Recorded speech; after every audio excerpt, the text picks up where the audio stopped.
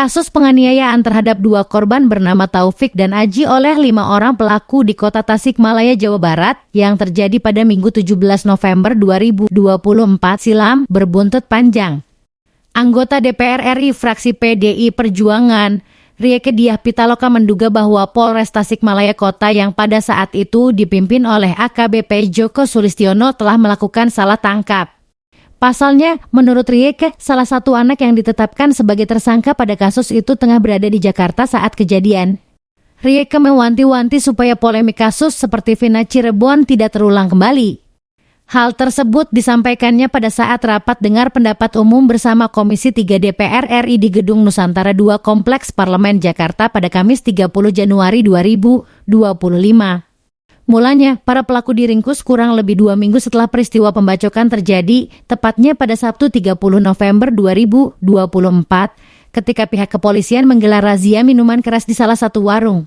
Kapolres Tasikmalaya Kota Pengganti Joko, AKBP Faruk mengatakan, pihak kepolisian mendapati 2 orang yang memiliki kartu identitas geng motor saat razia minuman keras tersebut. Bapak, kami jelaskan bahwa awal mulanya kami mengetahui bahwa 1 orang tersangka dewasa dan 4 ABH ini berdasarkan dari KRYD, Pak. KRYD untuk melakukan razia minuman-minuman keras, Pak. Kami mendapat informasi dari masyarakat bahwa ada sekumpulan masyarakat yang melakukan pesta minuman keras.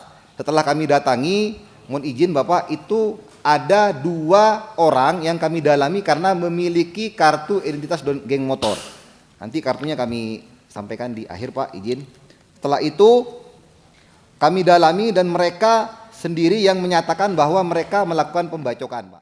Atas dasar itu, Polres Tasikmalaya Kota segera membawa 2 orang itu ke kantor polisi dan mendalaminya, sehingga keduanya mengakui sendiri bahwa merekalah yang melakukan pembacokan terhadap Taufik dan Aji.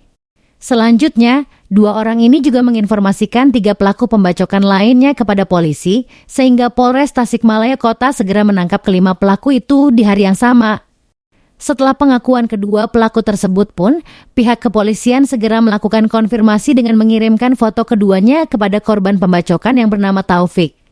Faruk bahkan mengaku selama 2 minggu mulai dari terjadinya pembacokan hingga ditangkapnya para pelaku, pihaknya melakukan penyelidikan dan mengumpulkan sejumlah keterangan dari beberapa saksi dan korban.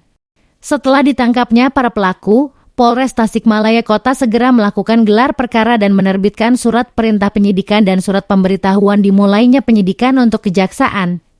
Maka pihak kepolisian melakukan pemeriksaan ulang terhadap pihak pelapor, sejumlah saksi, dan korban dalam bentuk berita acara pemeriksaan. Bahkan, mereka juga menghubungi pihak keluarga pelaku yang ternyata masih di bawah umur. Untuk diketahui, sebanyak 4 pelaku masih anak-anak, sedangkan 1 pelaku sudah dewasa. Oleh sebab itu, pihak keluarga ke-4 pelaku yang masih di bawah umur dan penasihat hukumnya diminta untuk mendampingi. Kelimanya lantas dilakukan penahanan pada Senin 1 Desember 2024. Namun Rieke menyayangkan bahwa dirinya mendapati pembimbing kemasyarakatan untuk 4 pelaku anak yang bernama Martini baru hadir pada Rabu 3 Desember 2024 atau setelah mereka menjalani berita acara pemeriksaan bahkan ditangkap. Kami hanya berpikir kalau kejadian seperti ini terulang lagi setelah kasus Vina Cirebon, lalu bahkan 1 anak ini sebetulnya ketika kejadian ada di Jakarta, tapi kemudian ditetapkan sebagai tersangka. Kita semua sepakat pelaku kekerasan dalam hal ini khususnya kasus pengeroyokan di Tasikmalaya, tangkap, adili, tapi jangan sampai salah tangkap. Ini nggak bisa didiamkan berulang kali. Ini lolos lagi Pak Habib. Ini akan memicu hal lain. Saya percaya APH kita tidak takut pada kekuatan-kekuatan lain di luar peraturan perundang-undangan. Kami meminta Komisi Yudisial atas kemudian dorongan dari Komisi 3 untuk memeriksa Majelis Hakim tentang adanya dugaan pelanggaran etik dalam proses peradilan terhadap para anak. Kemudian kami juga memohon dukungan kementerian yang membawahi Bapas kelas 2 Garut untuk memeriksa kinerja pembimbing kemasyarakatan yang bernama Martini SHMH.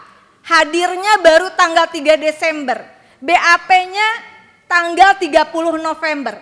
Lalu mengakui mendampingi Padahal orang tua dipaksa untuk membaca saja 1 Desember dini hari. Kemudian yang terakhir, sebelum putusan mempunyai kekuatan hukum tetap, para anak tidak ditempatkan di LPKA Bandung tetapi di LPKS Pangandaran.